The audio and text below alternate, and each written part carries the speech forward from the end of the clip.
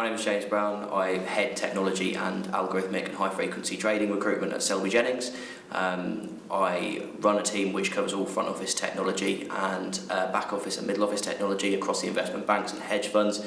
We work outside of the finance space as well, looking into firms like Google and Yahoo and the gaming and telecommunications industry. Our team covers everything from graduate and master's recruitment through to managing director and global head level recruitment. I was finishing university, having come out of a top-level sports coaching career.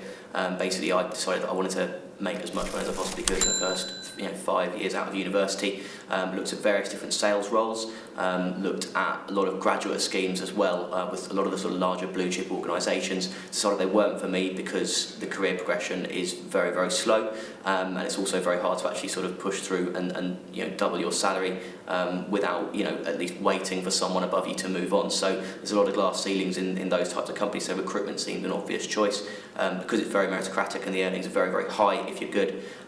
So Selby Jennings seemed like a natural choice. I interviewed at 3 or 4 different recruitment consultancies initially, and all of them were very large corporate organisations where there was no obvious sort of way of sidestepping the whole graduate plug-in where you're going to sit there and just be another one on a long line of computers, just basically milking the machine. So I went for Selby because it was rapidly growing, it was dynamic, the guys there were aggressive in what they wanted to achieve. There was an opportunity for people to work a lot harder there, but achieve a lot more in a much shorter amount of time. So Selby offered also the highest OT in terms of earnings. It looked as unrealistic as every other company that sticks out that you're going to make £1 million in your first year or whatever. But Selby were the only guys, when I spoke with the directors there, I spoke with Steve and Adam and John, that I actually believed it. So those guys, they had done it, they looked like they could do it, and they knew where they were going.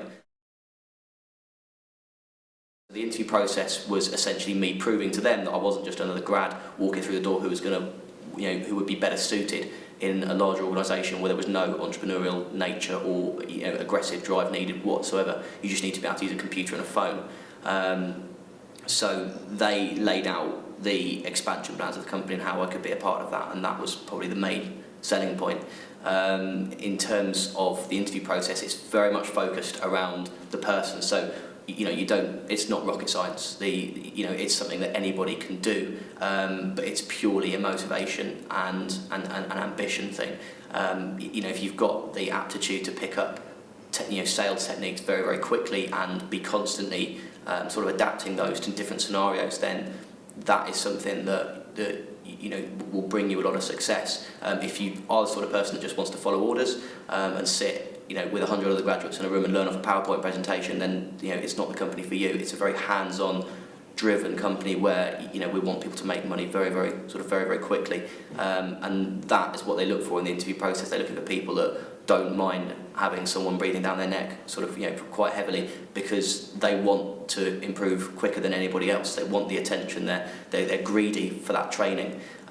So the other traits that they're sort of looking for you to prove is very much an intensely competitive nature, to the point where it ruins your day if you lose the slightest competition, whether it's getting to the tea machine first or whatever. It's a burning desire to make a lot of money. You need to have a reason to make the money as well. A lot of graduates want to make £100,000 a year, but there's a handful of people that actually need to and have the drive to, and it's those people that sort of separate themselves out in a sort of elitist way.